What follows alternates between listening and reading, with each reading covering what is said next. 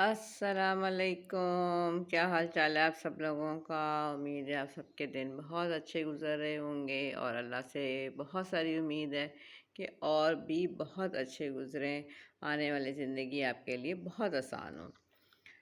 सबसे पहले जो हमने रूटीन बनाई थी कि हम अपने नबी पाक के ऊपर दरूद भेजें और दरूद को नहीं गिनना।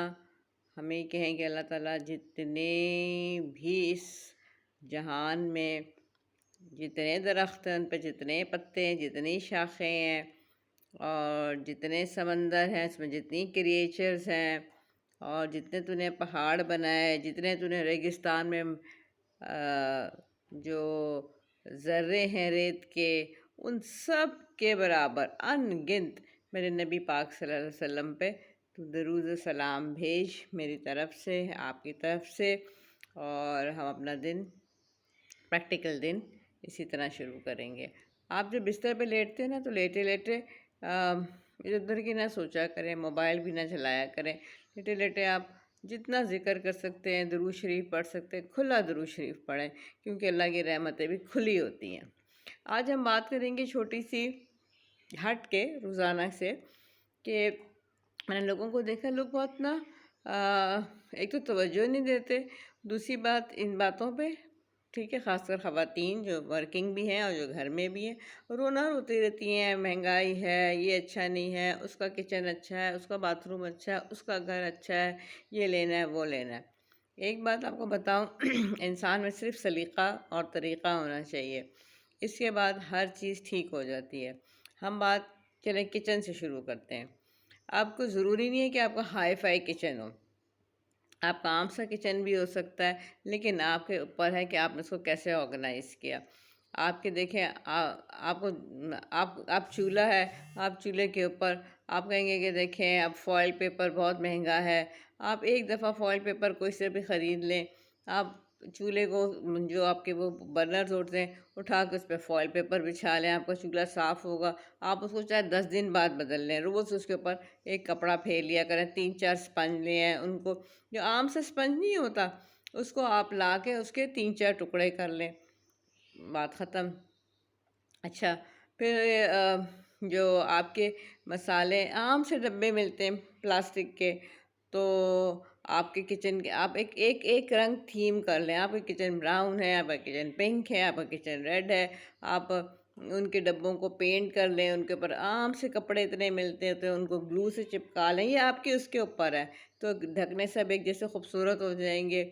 उसमें आप 5-6 मसाले, जो भी लाल मिर्च, हल्दी, ये वो डालनी है वो डाल लें, छोटे चमचे उसमें डाल लें। और अपनी जो प्लेट्स हैं वो साफ़ करके, अगर आपके पास कोई बहुत कोई बर्तनों का रैक बहुत ज़्यादा ऐसा नहीं है, आप एक प्लास्टिक कर सकते हैं, रात को धो के आप उनको प्लास्टिक के उसमें उसको ढक लेंगे, कोई उस पर कीड़ा वीड़ा ना चले। नहीं है, आप एक छोटा सा टब ले लें, उसमें अपने बर्तन भिगो दिया करेंगे, मैं सुबह उसको धो लिया करूँगी। इस तरह और 2 कपड़े, कितने सफाई कपड़े मिलते हैं, है ना, वो जो आपके किचन से जो भी आपसे मैच करता है आप लें, उसको काटें, उसको खुद ही पीको पीको भी हो जाता है। एक आप अपने शेल्फ के लिए रख लें, एक अपने किचन के लिए, अपने जो आपके चूल्हे की जगह उसके लिए रख लें, उसको साफ़ कर लिया करें। एक अपनी मेज़, अगर आपके पास मेज़ है, नहीं है, नहीं तो एक छोटा सा दस्तरखान प्लास्टिक का रख लें, उसके, और सारे लोग एक ही वक्त में खाना खाएं। किचन आपका इतना साफ़ सुथरा हो जाएगा। एक साइड पे आप मनी प्लांट लगा लें, मनी प्लांट तो उग ही जाता है। और जो घरों में रहने वाली ख़वातीन हैं, वो तो उसकी वो कर ही लेती है। हम मेरे जैसे बंदे के लिए बड़ी प्रॉब्लम होती है, सुबह हो जाना, फिर इसके बाद अल्लाह का पास शुक्र है कि अल्लाह ताला ने माँ जैसी नेमत दी है, अम्मी के साथ बैठना। फिर वहाँ से मैं वापस को 4-3 बजे आती हूँ, जब वो सोने लगती हैं, फिर मैं आके मुश्किल से आधा घंटा मैं लेटती हूँ, या मैं इधर उधर कोई चीज़ देखती हूँ। उसके बाद मेरा थोड़ा सा क्लिनिक शुरू हो जाता है। फिर मैं कहती हूँ अगर मैं इन कामों में लग गई तो मैं अपनी बेटी के साथ नहीं बैठ सकूँगी। तो मेरा ज़रा घर में इंटरेक्शन थोड़ा सा अब कम हो गया है, लेकिन मैं फिर भी देखती रहती हूँ। अच्छा, अब आपको मैं सुनाऊँगी मेरी दादी दादी का, मेरा चूल्हा जो होता था, मट्टी का चूल्हा होता था। मैंने कभी नहीं देखा कि मेरी दादी की देगचियाँ मिट्टी की होती थी। अच्छा, मैं मिट्टी की देगची में पकाती हूँ। और मैं मिट्टी की देगची लेके आई, मुझे डीजी खां एक जब एग्ज़ाम रास्ते में था, बल्कि मैं तवा भी लेके, मुझे रोटी नहीं पकानी आती, क्योंकि मेरा साइकोलॉजिकल है कि मैं गायनी में काम करती हूँ, तो मैं ना मैं क्या, मुझे लगता है जैसे मैं आटा मेरे हाथों में, मुझे वो चीज़ें रिपीट नहीं करना चाहती। बहरहाल मैं रोटी साइकोलॉजिकली नहीं पका सकती, और मैं रोटी कम खाती भी कम ही रोटी। बहरहाल जब खाती थी तब भी नहीं पकाती थी। तो लेकिन आनी चाहिए इंसान को, लेकिन मेरा वो साइकोलॉजिकल इशू है, अगर मैं करूँ तो 10 तरीके से हो सकता है रोटी पक सकती है, इतना बड़ा मसला नहीं है। लेकिन रोटी को कभी ऐसा ना करें, अपनी एक ट्रे जो है, वो आपकी पुरानी भी ट्रे हो, आपके पास वो कपड़ा ऊपर पड़ा है, उसके ऊपर ट्रे पे रख लें, एक कपड़ा ढकने का ऊपर रख लें, तरीका होता था। तो मेरी दादी क्या करती थी, उनकी मिट्टी की देगची होती थी, वो उसको साफ सुथरा रखती थी। चूल्हा जब भी याद है, वो लकड़ियाँ रखती थी, मैं दादी के साथ बैठा करती थी, देखती थी उनको, वो फूँके मारती थी, यहाँ तक कि उनकी आँखों से आँसू निकल रहे होते थे। खैर वो पकाती थी, पका के फिर वो सारा वो राख को समेटती थी। और अब ये मुझे नहीं पता कि वो राख को क्या करती थी, इस वक़्त मेरे में इतनी अक्ल नहीं थी, लेकिन वो जगह साफ़ होती थी। फिर वो कोई 1 या डेढ़ दिन के बाद फिर चूल्हे को लेपा करती थी, फिर चूल्हा फिर से नया हो जाता था। वही वाली बात है ना। तो उसके बाद फिर उन्होंने ना, उस ज़माने में फ्रिज नहीं होते थे, तो उन्होंने छोटी सी जैसे वो जाली वाली कबर्ड होती है, जिसे हम डोली कहते हैं, उसमें वो छोटे छोटे से उनके मिट्टी के बर्तन होते थे, लेकिन ढकना हर चीज़ पे होता था। ढकना के बगैर कोई चीज़ नहीं होती थी। वो ढकने में सालन डाल के जिस जिसको उन्होंने देना होता था उसमें रखती थी। इसी तरह मैं अपनी नानी को देखती थी, तो वो कराची में थी, तो वहाँ सुई गैस होती थी, लेकिन वो सब लोग नीचे बैठ के पकाते थे। दादी भी नीचे बैठ के पकाती थी। तो फिर मेरी जो नानी थी, वो तवा भी उनका ऐसा होता था कि वो धुला हुआ हो और कवर्ड हो, उनकी हर चीज़ ये कि कवर्ड होनी चाहिए। और मसालों का जो था, अच्छा हाँ, मेरी दादी का क्या था, लकड़ी का डब्बा था, मुझे भी याद है।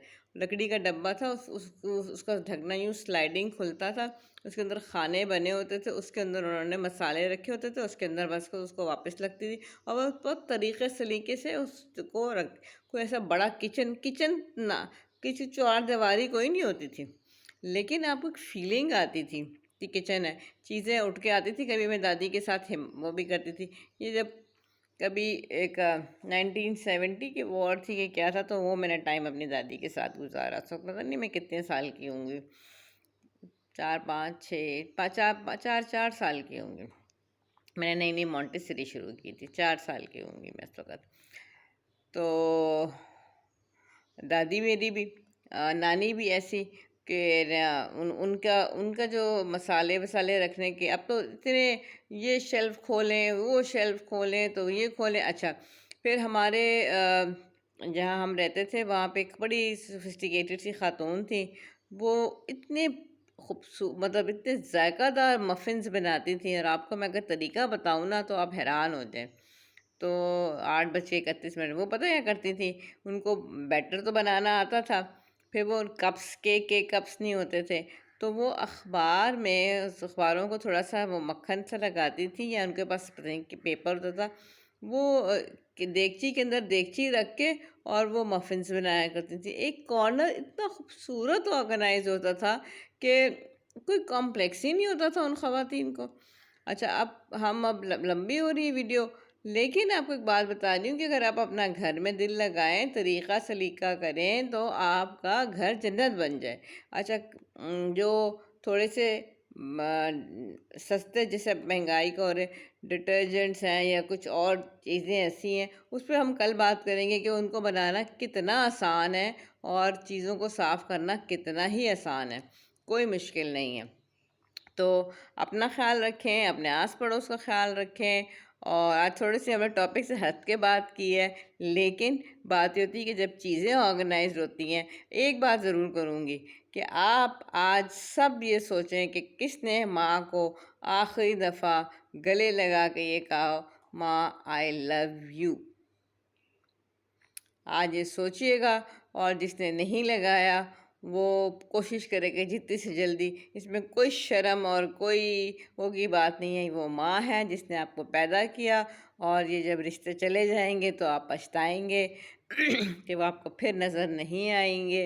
अवेल कर लें, आज कह लें, कल कह लें, माँ को कस के हक करें, और वो जादू की झप्पी आपके लिए होगी, उसके लिए तो, उनके लिए तो होगी होगी। और कहे मामा आई लव यू, और कोशिश करें कि ये रोज़ाना अपनी माँ का हाथ पकड़ के चूमा करें। और ये एक कबूल हज, अल्लाह, मैंने इसमें कुछ वो ही नहीं रखी, एक कबूल हज की अल्लाह ताला ने आपको खुशखबरी सुनाई है। आस पड़ोस का ख्याल रखें, अपना ख्याल रखें, और खुश रहें, और अपना अपना सबसे ज़्यादा, क्योंकि आप यूनिक हैं, आपका डीएनए, आपका हर चीज़, और आपने अल्लाह को अपना जवाब खुद ही देना है। Thank you very much.